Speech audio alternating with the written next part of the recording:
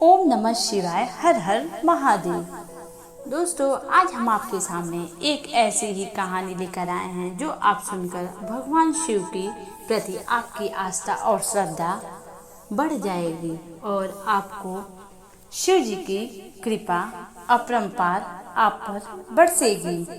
ऐसे ही हमारी वीडियो आप पूरे अंत तक जरूर देखें और चैनल को जरूर सब्सक्राइब करें।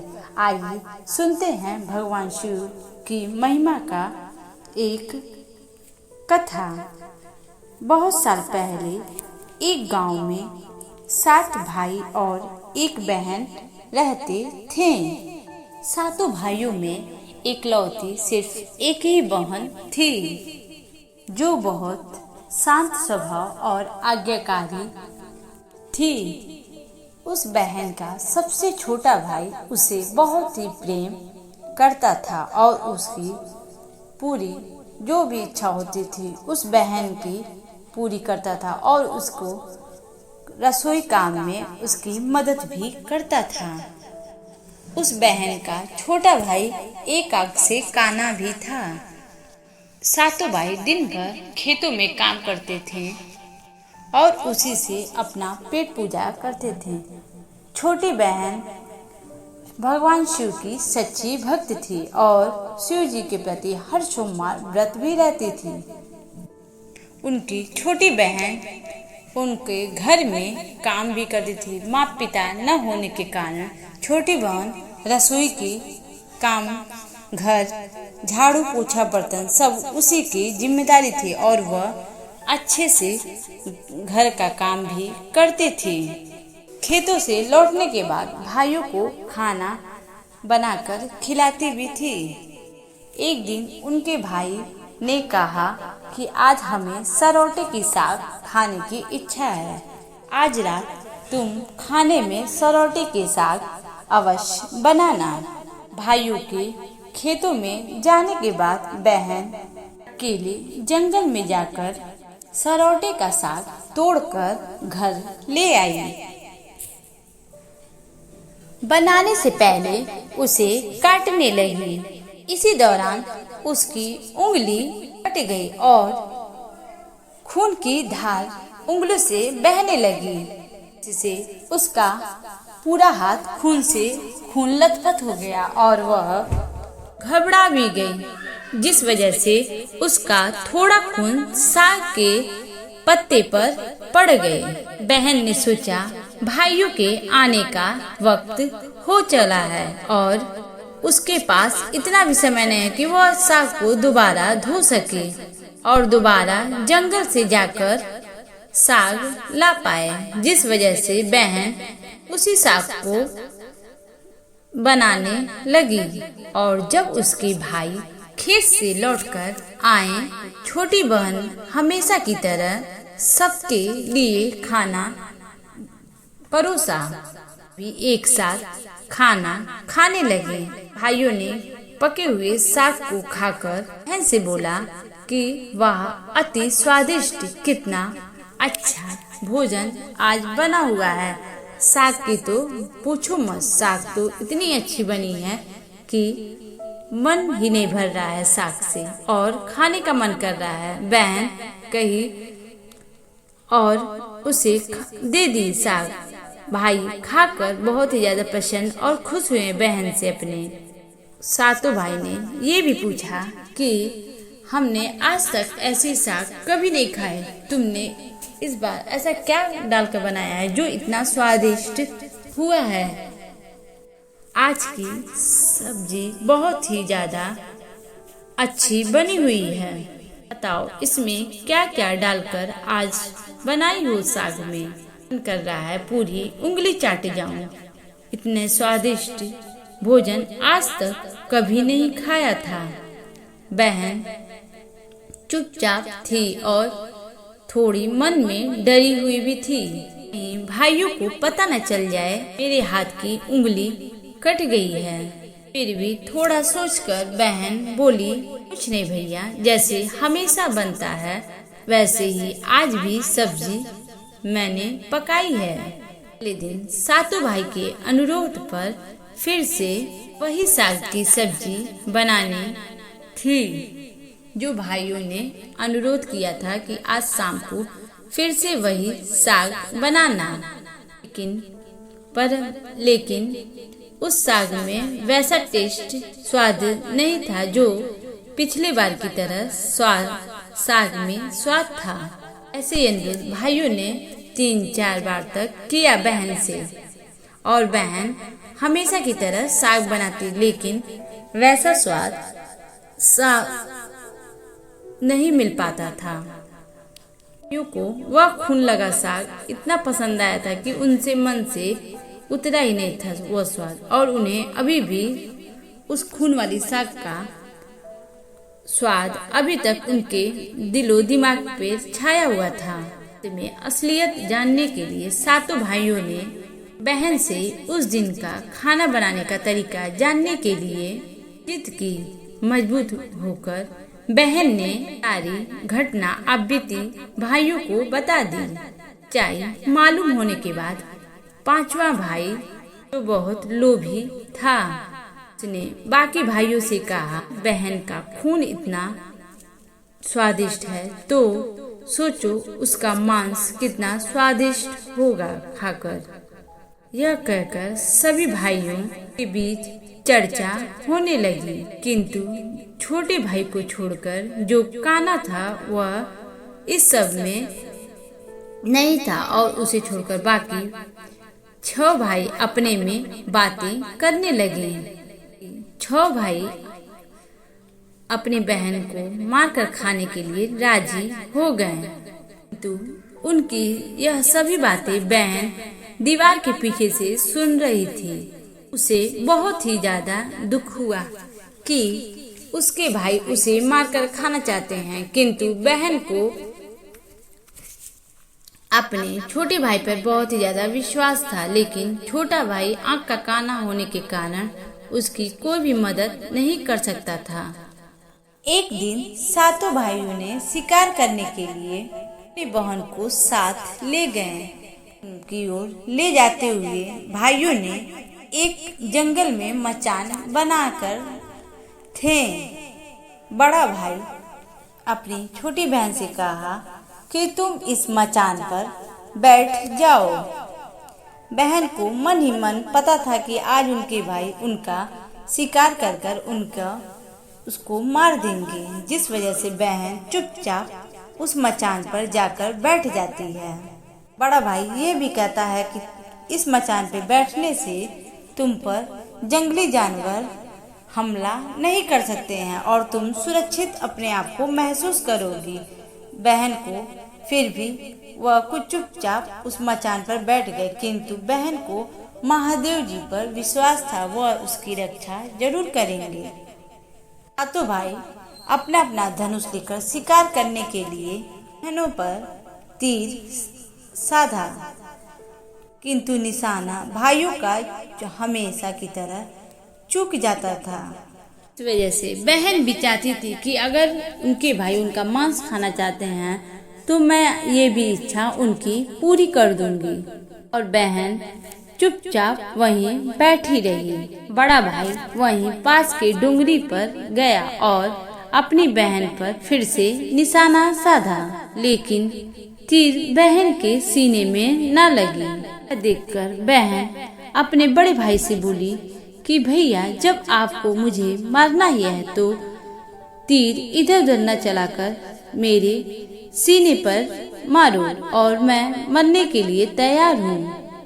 बात बहन ने अपने सातों भाइयों से कही, किंतु अंत में जो काना भाई सबसे छोटा था वह बहन की छाती पे न चलाकर वह इधर उधर निशाना साध रहा था। किंतु भाइयों ने ये बोले कि अगर तुम उसे जान से नहीं मारोगे तो हम तुम्हें मारकर खा जाएंगे। यह सब सुनने के बाद भाई थोड़ा सा डर गया और वह एक कान से काना भी था, जिस वजह से उसने बहन पर निशाना कहीं और लगाया, किंतु बहन के सीने में वह तीर जाकर घुस गया और बहन वहीं गिरकर मर गई।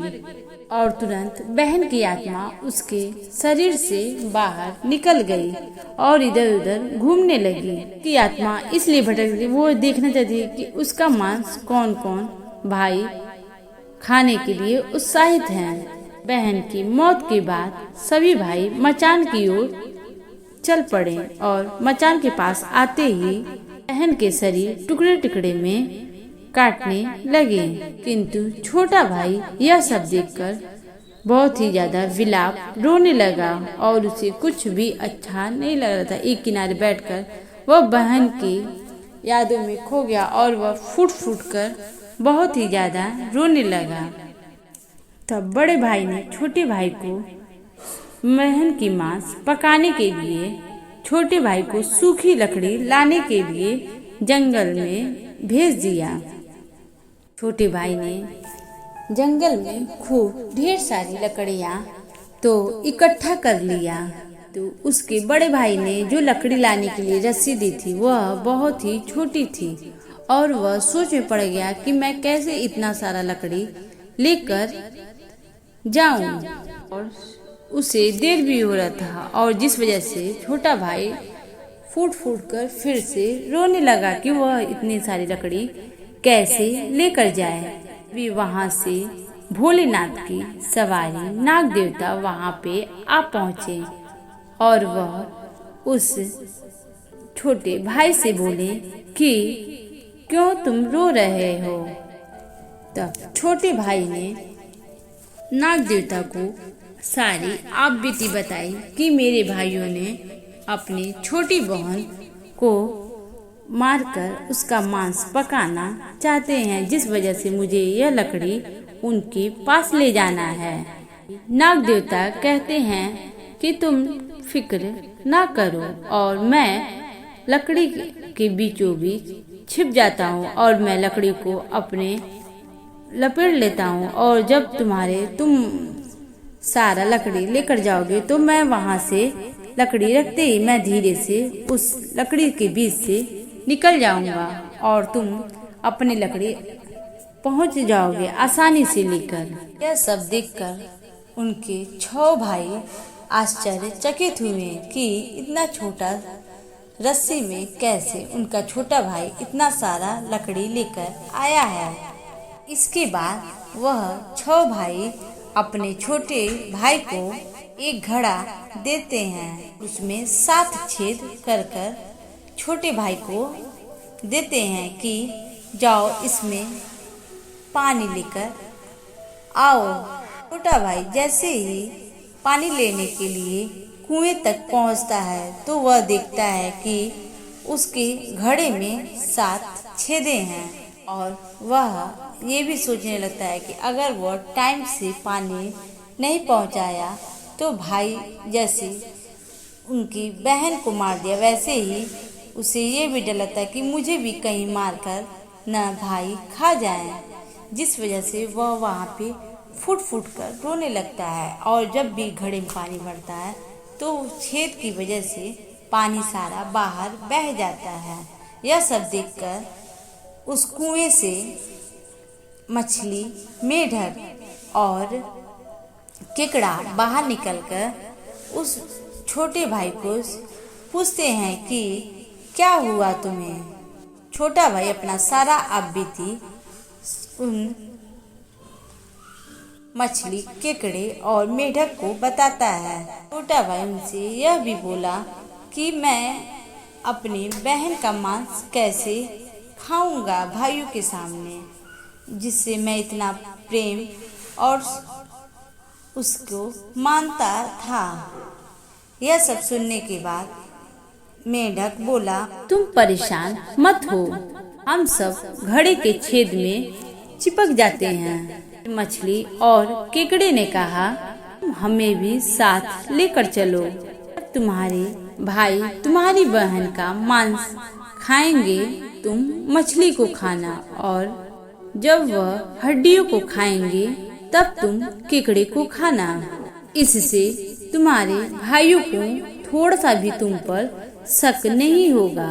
फिर यह सब सुनने के बाद छोटा भाई जैसा मेढक ने कहा था वैसा ही किया। वह पानी का घड़ा लेकर अपने भाइयों के पास लेकर आया। भाई ये सब देखकर फिर से आश्चर्यचकित हो चुके थे। फिर रात को जब बहन का पका हुआ मांस परोसा गया था तो छोटा भाई अपने भाइयों से छुपकर अपनी बहन का मांस एक पास ही गड्ढे में डालकर उसे तोप दिया। जब बड़े भाइयों ने बहन की मांस को खाया तो छोटे भाई ने उनके सामने मछली खाई, और जब बड़े भाइयों ने अपनी बहन की हड्डी खाई तो छोटे भाई ने केकड़े को खाया। इस तरह बड़े भाइयों को छोटे भाई पर तनिक भी शक नहीं हुआ। उसने अपनी बहन की मांस बिल्कुल नहीं खाया। समय बाद जहाँ छोटा भाई ने अपनी बहन की मांस को गड्ढे में डाला था, जगह बांस का एक पेड़ उगाया। इस घटना के कई वर्ष बाद जोगी उस वृक्ष के पास पहुंच गया। वह पास की पेड़ को बहुत ही ध्यान से निहारने लगा।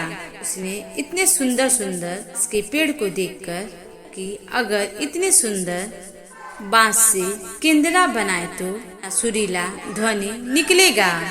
उस बांस से आवाज आई, काट रे जोगी, इस बांस को तो मेरे भैया ने लगाया है। उसके पश्चात भी जोगी नहीं माना और उसे बांस को काटने लगा। एक मोटा टुकड़ा बांस का काटने के बाद उस जोगी ने केंद्रा बनाया। से बजने पर इतने मधुर ध्वनि निकलती थी कि सब उस जोगी के सुनकर बहुत ही ज्यादा प्रसन्न और मन को शांति मिलती थी। जहाँ जहाँ इसे बजाता था उसे धन की प्राप्ति होती थी, और धन मिलने पर जोगी बहुत ही प्रसन्न और खुश हुआ। एक दिन जोगी घूमते घूमते बड़े भाई के घर के पास पहुंचा और अधिक धन की लालच में जोगी ने केंद्रा को जोर जोर से लगा बजाने। इस बार केंद्रा की मीठी ध्वनि न निकली, और जब भी जोगी कुछ नया धुन बजाने की कोशिश करता तो उस केंद्रा से अजीबोगरीब आवाज निकलती थी, बेसुरा। जो सुनकर बहन का बड़ा भाई बहुत ही ज्यादा क्रोध और गुस्सा हुआ और वह अपने काने बंद कर ली। उस केंद्रा से बार बार एक ही धुन निकल रही थी, आज रे केंद्रा ना बाज, तो है मेरे दुश्मन का घर। धुन सुनते ही बड़ा भाई बहुत ही ज्यादा गुस्सा हुआ और जोगी पर मारपीट कर कर उसे अपने घर से भगा दिया। घूमते घूमते जोगी हर भाई के पास वह केंद्रा लाकर बजाया और सारे भाई उससे परेशान हो गए। एक दिन जोगी छोटे भाई के घर जाकर पहुंचा और वह केंद्रा उस छोटे भाई के पास बजाया, और वहां पे केंद्रा अपने आप लगा बजने। यह सब देखकर जोगी आश्चर्यचकित हुआ। उस केंद्रा को वहीं पर उसके छोटे भाई को धन देकर बेच दिया। केंद्रा छोटा भाई अपने घर में रख लिया, और छोटा भाई जब भी फ्री होता था तो उस केंद्रा से ध्वनि सुनता था, क्योंकि उस केंद्रा से यही आवाज निकलती थी, केंद्रा जोर जोर से बाज, यह तो मेरे छोटे भाई का घर है, मेरे भाई का घर है। यही धुन उस केंद्रा से बार बार निकलती थी। से धीरे धीरे समय बीतता गया। एक दिन छोटा भाई अपने काम से कुछ दिनों के लिए उसे बाहर जाना पड़ा। जब वह वहां से वापस आया अपने घर, देखा उसका कमरा तो बहुत साफ सुथरी और चमक रही है कि सारे बर्तन चूल्हा सब हो चुका है, जो छोटा भाई नहीं किया था क्योंकि छोटा भाई घर में अकेला ही रहता था। छोटा भाई आश्चर्यचकित हुआ यह सब देखकर, तो छोटा भाई ज्यादा ध्यान नहीं दिया यह सब देखकर। भी छोटा भाई काम से बाहर जाता तो उसके घर का सारा काम उसकी छोटी बहन कर देती थी। यही घटना हर बार उस छोटे भाई के साथ बीती। एक दिन छोटा भाई चुपके से घर में छुप गया। यह देखने के लिए कि उसके बाहर जाने से उसके घर में पीछे से कौन उसके घर का काम कर रहा है। छोटा भाई ने देखा। समय के इंतजार के बाद भाई दरवाजे के पीछे छुपकर देखा कि उस केंद्रा से उसकी छोटी बहन निकल ली और कमरे की साफ सफाई करती। उसी केंद्रे में जब वह जा रही थी छुपने, तो छोटा भाई केंद्रा में प्रवेश करने से पहले उसका छोटा भाई ने उसका हाथ पकड़ लिया और वह यह बोला कि तुम मेरी छोटी बहन हो। और उस केंद्रे को भाई ने माचिस से जला दिया। इसके बाद वह लड़की हमेशा के लिए मानव रूप में आ गई और दोनों भाई खुशी खुशी से उस घर में जीवन व्यतीत करने लगे। दोस्तों, आप सबने देखा कि एक सच्चे भक्त की परीक्षा में कैसे वह लड़की पास हुई और वह फिर से पुनर्जीवित हो गई। यह सब महादेव की कृपा से हुआ है। ओम नमः शिवाय। वीडियो अच्छी लगी हो तो प्लीज हमारे चैनल को सब्सक्राइब करें। दोस्तों, अगर आप महादेव के सच्चे भक्त हैं तो कमेंट बॉक्स में हर हर महादेव लिखना ना भूलें।